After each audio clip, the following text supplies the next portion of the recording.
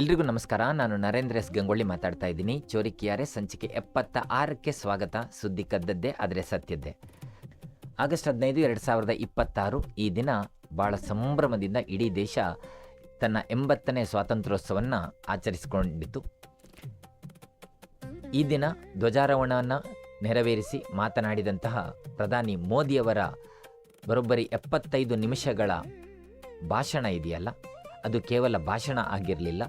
ಇಡೀ ಒಂದು ಭವ್ಯ ಭವಿಷ್ಯದ ಭವಿತವ್ಯಕ್ಕೆ ಒಂದು ಅದ್ಭುತವಾದ ಯೋಜನೆಯಂತಿತ್ತು. ಹಾಗಾಗಿ ಆ ಭಾಷಣದಲ್ಲಿ ಅವರು ಪ್ರಮುಖವಾಗಿ ಪ್ರಸ್ತಾಪಿಸಿದ ಅಂಶಗಳು ಏನು, ಒಟ್ಟಾರೆಯಾಗಿ ಅವರ ಭಾಷಣದಲ್ಲಿ ಏನಿತ್ತು ಅನ್ನೋದರ ಒಂದಷ್ಟು ಸಾರಾಂಶವನ್ನು ನಿಮ್ಮೆದುರು ತೆರೆದಿಡ್ತಾ ಇದ್ದೀನಿ. ಮೋದಿಜಿ ಈ ಬಾರಿಯ ಸ್ವಾತಂತ್ರ್ಯ ದಿನಾಚರಣೆಗೆ ಒಂದು ವಿಶೇಷ ಹಿನ್ನೆಲೆಯೂ ಇದೆ ಅಂತ ಆರಂಭದಲ್ಲೇ ಹೇಳಿದರು. ದೇಶದ ಸ್ವಾತಂತ್ರ್ಯಕ್ಕಾಗಿ ಹೋರಾಡಿದ ಮಹನೀಯರನ್ನು ನೆನಪಿಸಿಕೊಂಡರು. ವಿಶೇಷವಾಗಿ ವಂದೇ ಮಾತರಂ ಗೀತೆಗೆ 150 ವರ್ಷಗಳು ಪೂರ್ಣಗೊಂಡಿರುವ ಬಗೆಗೆ ಪ್ರಸ್ತಾಪ ಮಾಡಿದ್ರು ಕೂಡ. ವಂದೇ ಮಾತರಂ ಅನ್ನೋದು ಕೇವಲ ಒಂದು ಹಾಡಲ್ಲ, ಸ್ವಾತಂತ್ರ್ಯ ಹೋರಾಟದ ಸಂದರ್ಭದಲ್ಲಿ ಕೋಟ್ಯಂತರ ಭಾರತೀಯರಲ್ಲಿ ದೇಶಭಕ್ತಿಯ ಭಾವನೆ ಮೂಡಿಸಿದಂಥ ಶಕ್ತಿಯ ಸಂಕೇತ ಅಂತ ಅವರು ಹೇಳಿದರು. ಈ ಕಾರಣಕ್ಕಾಗಿಯೇ ಈ ವರ್ಷದ ಸ್ವಾತಂತ್ರ್ಯೋತ್ಸವಕ್ಕೆ ಅದಕ್ಕೆ ವಿಶೇಷ ಮಹತ್ವ ಇದೆ ಅಂತ ವಿವರಿಸಿದರು ಕೂಡ. ಆಮೇಲೆ ಅವರ ಮಾತು ನೇರವಾಗಿ ಭಾರತದ ಭವಿಷ್ಯದ ಕಡೆಗೆ ತಿರುಗಿತು. ವಿಶೇಷವಾಗಿ 2047 ವೇಳೆಗೆ ಭಾರತವನ್ನು ವಿಕಸಿತ ರಾಷ್ಟ್ರವನ್ನಾಗಿ ಮಾಡಬೇಕು ಅನ್ನೋ ಗುರಿಯನ್ನು ಮತ್ತೆ ಒತ್ತಿ ಹೇಳಿದರು. ನಮಗನ್ನಿಸ್ಬೋದು ಇದು ಮೊದಲಿನಿಂದಲೂ ಹೇಳ್ಕೊಂಡು ಬಂದಿರೋದಲ್ವಾ ಅಂತ. ಆದರೆ ಈ ಬಾರಿ ಅದನ್ನು ಹೇಗೆ ಸಾಧಿಸಬೇಕು ಅನ್ನೋದಕ್ಕೆ ಹಲವು ದಿಕ್ಕುಗಳನ್ನು ಮೋದಿ ವಿವರಿಸಿದರು. ಸರ್ಕಾರ ಒಂದೇ ಈ ಗುರಿಯನ್ನು ಸಾಧಿಸಲು ಖಂಡಿತ ಸಾಧ್ಯವಿಲ್ಲ. ದೇಶದ ಪ್ರತಿಯೊಬ್ಬ ನಾಗರಿಕನೂ ಕೂಡ ತನ್ನ ಜವಾಬ್ದಾರಿಯನ್ನು ನಿರ್ವಹಿಸಬೇಕು ಅನ್ನೋ ಅರ್ಥದಲ್ಲಿ ಅವರು ಮಾತನಾಡಿದರು. ಅದಕ್ಕೆ ಅವರು ಸಪ್ತಾಧಾರ ಅಂತ 7 ಪ್ರಮುಖ ದಿಕ್ಕುಗಳ ಬಗ್ಗೆ ಮಾತನಾಡಿದರು. ಭಾರತ ಮುಂದಿನ ವರ್ಷಗಳಲ್ಲಿ ಯಾವ ಕ್ಷೇತ್ರಗಳಲ್ಲಿ ಹೆಚ್ಚು ಹೊತ್ತು ಕೊಡಬೇಕು ಎನ್ನುವುದನ್ನು ಅದರಲ್ಲಿ ವಿವರಿಸಿದ್ರು ಕೂಡ.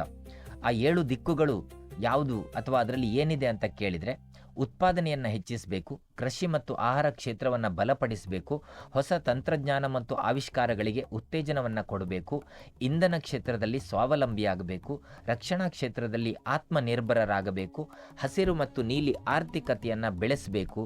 ಹೀಗೆ ಭಾರತದ ಆರ್ಥಿಕ ಮತ್ತು ರಾಷ್ಟ್ರೀಯ ಶಕ್ತಿಯನ್ನು ಹಲವು ದಿಕ್ಕುಗಳಲ್ಲಿ ವಿಸ್ತರಿಸುವ ಬಗ್ಗೆ ಹೇಳಿದರು. ಯುವಕರ ಬಗ್ಗೆ ಪ್ರಧಾನಿಯವರು ತಮ್ಮ ಭಾಷಣದಲ್ಲಿ ಬಹಳ ದೊಡ್ಡ ಸ್ಥಾನ ಕೊಟ್ಟಿದ್ದರು. ಮುಂದಿನ ಭಾರತದ ನಿರ್ಮಾಣದಲ್ಲಿ ಯುವಕರೇ ಪ್ರಮುಖ ಶಕ್ತಿ ಅಂತ ಅವರು ಹೇಳ್ತಾ ಒಂದು ವಿಶೇಷವಾದ ಯೋಜನೆಯನ್ನು ಕೂಡ ಘೋಷಣೆ ಮಾಡಿದರು. 1 ಕೋಟಿ ಯುವಕರಿಗೆ AI ತರಬೇತಿಯನ್ನು ನೀಡುವಂತಹ ಒಂದು ಗುರಿ. ಹೌದು, 1 ಕೋಟಿ ಜನರಿಗೆ ಮುಂದಿನ 1 ವರ್ಷದೊಳಗೆ ಈ ದೇಶದ 1 ಕೋಟಿ ಯುವಕರಿಗೆ ಕೃತಕ ಬುದ್ಧಿಮತ್ತೆ ಅಂದರೆ ಆರ್ಟಿಫಿಷಿಯಲ್ ಇಂಟೆಲಿಜೆನ್ಸ್ AI ಕುರಿತ ಕೌಶಲ್ಯ ತರಬೇತಿ ನೀಡಬೇಕು ಅನ್ನೋ ಗುರಿಯನ್ನು ಅವರು ಇಟ್ಟಿದ್ದಾರೆ. ಮುಂದಿನ ದಿನಗಳಲ್ಲಿ AI ಉದ್ಯೋಗ, ಶಿಕ್ಷಣ, ವ್ಯಾಪಾರ, ಸಂಶೋಧನೆ ಎಲ್ಲವನ್ನ ಕೂಡ ಬದಲಾಯಿಸಲಿದೆ. ಹಾಗಾಗಿ ಭಾರತೀಯ ಯುವಕರು AI ಬಳಸುವವರಾಗುವುದಷ್ಟೇ ಅಲ್ಲ, AIಯನ್ನು ನಿರ್ಮಿಸುವವರಾಗಬೇಕು ಅನ್ನೋ ಸಂದೇಶವನ್ನು ಕೊಟ್ಟರು. ಅಷ್ಟೇ ಅಲ್ಲ, ಬಡ ಮತ್ತು ಮಧ್ಯಮ ವರ್ಗದ ಮಕ್ಕಳಿಗೆ ದೊಡ್ಡ ಸ್ಪರ್ಧಾತ್ಮಕ ಪರೀಕ್ಷೆಗಳಿಗೆ ಕೋಚಿಂಗ್ ಪಡೆಯಲು ಸಾಕಷ್ಟು ಹಣ ಬೇಕಾಗ್ತದೆ. ಪ್ರತಿಭೆ ಇದ್ದರೂ ಹಣದ ಕೊರತೆಯಿಂದ ಮಕ್ಕಳು ಹಿಂದೆ ಬೀಳಬಾರ್ದು.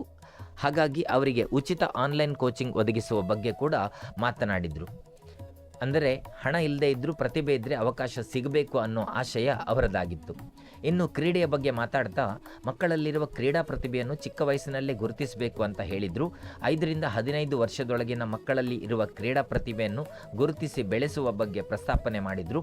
ಭಾರತ ಮುಂದಿನ ದಿನಗಳಲ್ಲಿ ಕ್ರೀಡೆಯಲ್ಲಿ ಇನ್ನಷ್ಟು ದೊಡ್ಡ ಶಕ್ತಿ ಆಗಬೇಕು ಅನ್ನುವ ಆಶಯವನ್ನು ಅವರು ತೆರೆದಿಟ್ಟರು. ಇನ್ನು ದೇಶದ ಆರ್ಥಿಕತೆಯ ವಿಚಾರಕ್ಕೆ ಬಂದರೆ, ಭಾರತ ಆರ್ಥಿಕವಾಗಿ ಬಲಿಷ್ಠವಾಗಬೇಕು, ದೇಶದ ಉತ್ಪಾದನಾ ಸಾಮರ್ಥ್ಯ ಹೆಚ್ಚಬೇಕು ಅಂತ ಹೇಳೋದ್ರ ಜೊತೆಗೆ ಹೊರಗಿನಿಂದ ಎಲ್ಲವನ್ನು ತರಿಸಿಕೊಳ್ಳೋದ್ರ ಬದಲು ದೇಶದಲ್ಲಿ ಸಾಧ್ಯವಾದಷ್ಟು ಉತ್ಪನ್ನಗಳನ್ನು ತಯಾರಿಸಬೇಕು ಅನ್ನುವಂತಹ ಆತ್ಮನಿರ್ಭರ ಭಾರತದ ವಿಚಾರವನ್ನು ಮತ್ತೆ ಒತ್ತಿ ಹೇಳಿದರು. ಅಂದರೆ made in India, vocal for ಲೋಕಲ್ಗೆ ಹೆಚ್ಚಿನ ಪ್ರೋತ್ಸಾಹ ನೀಡಬೇಕು ಅಂತ ಕರೆ ನೀಡಿದರು. ಇನ್ನು ತಂತ್ರಜ್ಞಾನ ಕ್ಷೇತ್ರದ ಬಗ್ಗೆ, ಮುಖ್ಯವಾಗಿ ಸೆಮಿಕಂಡಕ್ಟರ್ ಬಗ್ಗೆ ಬಹಳಷ್ಟು ಹೊತ್ತು ಮಾತನಾಡಿದರು.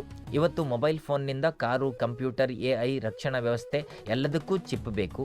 ಇಂತಹ ಚಿಪ್ಗಳಿಗಾಗಿ ಭಾರತ ಬೇರೆ ದೇಶಗಳ ಮೇಲೆ ಅವಲಂಬಿತವಾಗಿರಬಾರ್ದು. ಭಾರತದಲ್ಲೇ ಸೆಮಿಕಂಡಕ್ಟರ್ ಉತ್ಪಾದನೆ ಹೆಚ್ಚಬೇಕು ಅಂತ ಅವರು ಹೇಳಿದರು. ಮುಂದಿನ ವರ್ಷಗಳಲ್ಲಿ ದೇಶದಲ್ಲಿ 5ರಿಂದ 8 ಸೆಮಿಕಂಡಕ್ಟರ್ ಘಟಕಗಳನ್ನು ಸ್ಥಾಪಿಸುವ ಗುರಿಯನ್ನು ಕೂಡ ಪ್ರಸ್ತಾಪಿಸಿದರು.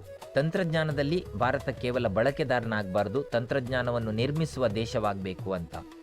ಇನ್ನು ಇಂಧನದ ಬಗ್ಗೆ ಮಾತನಾಡ್ತಾ ಹೇಳ್ತಾರೆ, ಇಂಧನ ಭದ್ರತೆ ಭಾರತದ ಭವಿಷ್ಯಕ್ಕೆ ಬಹಳ ಮುಖ್ಯ ಅಂತ ಹೇಳೋದ್ರ ಜೊತೆಗೆ ನಮ್ಮ ದೇಶದ ಅಭಿವೃದ್ಧಿ ವೇಗವಾಗಿ ನಡಿಬೇಕಾದ್ರೆ ವಿದ್ಯುತ್ ಮತ್ತು ಇಂಧನದ ನಿರಂತರ ಪೂರೈಕೆ ಇರಲೇಬೇಕು. ಅದಕ್ಕಾಗಿ ಸೌರಶಕ್ತಿ, ಪರಮಾಣು ವಿದ್ಯುತ್ ಸೇರಿದಂತೆ ಹಲವು ಶಕ್ತಿ ಮೂಲಗಳನ್ನು ಅಭಿವೃದ್ಧಿಪಡಿಸಬೇಕು ಅಂತ ಹೇಳಿದರು. ಇನ್ನು ಪರಮಾಣು ವಿದ್ಯುತ್ ಬಗ್ಗೆ ಮಾತಾಡ್ತಾ 2047ರ ವೇಳೆಗೆ 100 ಗಿಗಾವ್ಯಾಟ್ ಪರಮಾಣು ವಿದ್ಯುತ್ ಸಾಮರ್ಥ್ಯ ಸಾಧಿಸುವ ಗುರಿಯ ಬಗ್ಗೆ ಕೂಡ ಹೇಳಿದರು. ಇನ್ನು ರಕ್ಷಣಾ ಕ್ಷೇತ್ರದ ವಿಷಯಕ್ಕೆ ಬಂದರೆ ಅಲ್ಲೂ ಕೂಡ ಆತ್ಮನಿರ್ಭರತೆಗೆ ಪ್ರಾಮುಖ್ಯತೆಯನ್ನು ಕೊಟ್ಟರು. ಭಾರತ ತನ್ನ ರಕ್ಷಣಾ ಸಾಮಗ್ರಿಗಳಿಗಾಗಿ ಬೇರೆ ದೇಶಗಳ ಮೇಲೆ ಅವಲಂಬಿತವಾಗಿರುವುದಕ್ಕಿಂತ ತಾನೇ ಅತ್ಯಾಧುನಿಕ ರಕ್ಷಣಾ ತಂತ್ರಜ್ಞಾನವನ್ನು ಅಭಿವೃದ್ಧಿಪಡಿಸಬೇಕು ಅನ್ನೋದು ಅವರ ಮಾತು. ಹಾಗೆಯೇ ಡ್ರೋನ್ ಕ್ಷಿಪಣಿ ಬಗ್ಗೆ ಕೂಡ ಮಾತಾಡ್ತಾ ಆಧುನಿಕ ರಕ್ಷಣಾ ತಂತ್ರಜ್ಞಾನದಲ್ಲಿ ಭಾರತ ಮುಂಚೂಣಿಯಲ್ಲಿರಬೇಕು ಅನ್ನೋ ಸಂದೇಶ ಕೊಟ್ಟರು. ಡ್ರೋನ್, ಕೌಂಟರ್ ಡ್ರೋನ್, ಹೈಪರ್ಸಾನಿಕ್ ತಂತ್ರಜ್ಞಾನ ಸೇರಿದಂತೆ ಮುಂದಿನ ಪೀಳಿಗೆಯ ರಕ್ಷಣಾ ಸಾಮರ್ಥ್ಯಗಳನ್ನು ದೇಶದಲ್ಲೇ ಅಭಿವೃದ್ಧಿಪಡಿಸುವ ಅಗತ್ಯವನ್ನು ಒತ್ತಿ ಹೇಳಿದರು. ಇದೇ ರೀತಿ ಕ್ರಿಟಿಕಲ್ ಮಿನರಲ್ಸ್ ಅಂದರೆ ಭವಿಷ್ಯದ ಕೈಗಾರಿಕೆಗಳಿಗೆ ಅತ್ಯಗತ್ಯವಾಗಿರುವಂತಹ ನಿರ್ಣಾಯಕ ಖನಿಜಗಳ ವಿಚಾರವನ್ನು ಕೂಡ ಅವರು ಪ್ರಸ್ತಾಪ ಮಾಡಿದರು.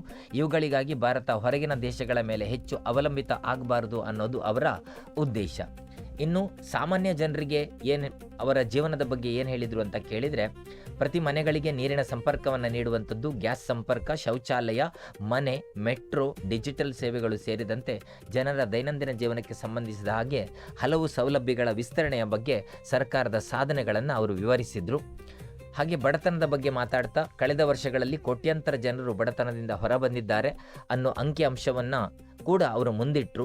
ಭಾರತ ಆರ್ಥಿಕವಾಗಿ ವೇಗವಾಗಿ ಬೆಳೆಯುತ್ತಿದೆ ಮತ್ತು ಜಾಗತಿಕ ಆರ್ಥಿಕ ಶಕ್ತಿಯಾಗಿ ತನ್ನ ಸ್ಥಾನವನ್ನು ಬಲಪಡಿಸುತ್ತಿದೆ ಅನ್ನೋ ಸಂದೇಶವನ್ನು ಅವರು ನೀಡಿದರು. ಇನ್ನು ನಕ್ಸಲಿಸಂ ಬಗ್ಗೆ ಮಾತಾಡ್ತಾ ಸಶಸ್ತ್ರ ನಕ್ಸಲ್ ಹಿಂಸಾಚಾರ ಬಹಳಷ್ಟು ಕಡಿಮೆಯಾಗಿದೆ ಅಂತ ಹೇಳಿದರು. ಆದರೆ ಹಿಂಸಾತ್ಮಕ ಸಿದ್ಧಾಂತಗಳಿಗೆ ಬೆಂಬಲ ನೀಡುವವರ ಬಗ್ಗೆ ಎಚ್ಚರಿಕೆ ನೀಡಿದರು. ದೇಶದ ಏಕತೆ ಮತ್ತು ಭದ್ರತೆಗೆ ಧಕ್ಕೆ ತರುವಂತಹ ಯಾವುದೇ ಹಿಂಸಾತ್ಮಕ ಚಟುವಟಿಕೆಯನ್ನು ಸಹಿಸಬಾರದು ಅನ್ನೋ ಸಂದೇಶವನ್ನು ನೀಡ್ತಾರೆ. ಅದರ ಜೊತೆಯಲ್ಲಿ ಪ್ರವಾಹ ಮತ್ತು ಭೂಕುಸಿತದಲ್ಲಿ ಜನ ಸತ್ತಿರುವ ಬಗ್ಗೆ ಪ್ರಸ್ತಾಪ ಮಾಡ್ತಾ ದೇಶದ ಕೆಲವು ಭಾಗಗಳಲ್ಲಿ ಪ್ರವಾಹ ಮತ್ತು ಭೂಕುಸಿತದಿಂದ ಸಂಕಷ್ಟಕ್ಕೊಳಗಾದ ಕುಟುಂಬಗಳ ಬಗ್ಗೆ ಸಂತಾಪವನ್ನು ವ್ಯಕ್ತಪಡಿಸಿದರು. ಸಂಕಷ್ಟದಲ್ಲಿರುವ ಜನರ ಜೊತೆ ಸರ್ಕಾರ ಮತ್ತು ಇಡೀ ದೇಶ ನಿಂತಿದೆ ಅನ್ನುವ ಭರವಸೆಯನ್ನು ನೀಡಿದರು. ಒಟ್ಟಿನಲ್ಲಿ 2047ರ ಭಾರತ ಹೇಗಿರಬೇಕು ಅನ್ನೋದನ್ನು ಇವತ್ತಿನಿಂದಲೇ ಸಿದ್ಧಪಡಿಸಬೇಕು. ಅದಕ್ಕಾಗಿ ಯುವಕರಿಗೆ ಕೌಶಲ್ಯ ಬೇಕು, AI ಮತ್ತು ಹೊಸ ತಂತ್ರಜ್ಞಾನ ಬೇಕು, ದೇಶದಲ್ಲೇ ಉತ್ಪಾದನೆ ಹೆಚ್ಚಬೇಕು, ಕಂಡಕ್ಟರ್ನಿಂದ ರಕ್ಷಣಾ ತಂತ್ರಜ್ಞಾನದವರೆಗೆ ಆತ್ಮನಿರ್ಭರತೆ ಬೇಕು, ಇಂಧನದಲ್ಲಿ ಸ್ವಾವಲಂಬನೆ ಬೇಕು, ಕೃಷಿ ಮತ್ತು ಕೈಗಾರಿಕೆ ಎರಡೂ ಬಲವಾಗಬೇಕು ಮತ್ತು ಮುಖ್ಯವಾಗಿ ದೇಶದ ಪ್ರತಿಯೊಬ್ಬರೂ ಕೂಡ ಈ ಅಭಿವೃದ್ಧಿಯ ಪಯಣದಲ್ಲಿ ಭಾಗವಾಗಬೇಕು ಅನ್ನೋದನ್ನು ಹೇಳ್ತಾ ಮುಂದಿನ 20 ವರ್ಷಗಳಲ್ಲಿ ಭಾರತ ಯಾವ ರೀತಿಯ ಸದೃಢವಾದ ರಾಷ್ಟ್ರವಾಗಬೇಕು ಎನ್ನುವ ತಮ್ಮ ಕನಸುಗಳನ್ನು ತೆರೆದಿಟ್ಟರು. ಈ ಕನಸು ನಮ್ಮದು ಕೂಡ. ಹಾಗಾಗಿ ನಾವೆಲ್ಲರೂ ಈ ನಿಟ್ಟಿನಲ್ಲಿ ನಮ್ಮಿಂದಾದ ಪ್ರಯತ್ನಗಳನ್ನು ಮಾಡೋಣ. ಪ್ರಧಾನಿಯವರ ಕನಸಿಗೆ ಬೆಂಬಲವಾಗಿ ನಿಲ್ಲೋಣ. ನಮ್ಮಿಂದಾದಷ್ಟು ನಿರಂತರವಾದ ಬದ್ಧತೆಯನ್ನು ಕಾಪಿಟ್ಟುಕೊಳ್ಳೋಣ, ಪರಿಶ್ರಮವನ್ನು ಹಾಕೋಣ, ಶ್ರಮಿಸೋಣ. ಇಡೀ ದೇಶವನ್ನು ಬಲಪಡಿಸುವಲ್ಲಿ ನಮ್ಮಿಂದಾದಷ್ಟು ಪ್ರಯತ್ನಗಳನ್ನು ಜಾರಿಯಲ್ಲಿಡೋಣ ಅಂತ ಹೇಳ್ತಾ ಇನ್ನೊಂದು ಇಂಟ್ರೆಸ್ಟಿಂಗ್ ಸಂಗತಿಯೊಂದಿಗೆ ನಾಳೆ ಸಿಗ್ತೀನಿ. ಎಲ್ಲರಿಗೂ ಶುಭವಾಗಲಿ. ಧನ್ಯವಾದಗಳು. Thank you.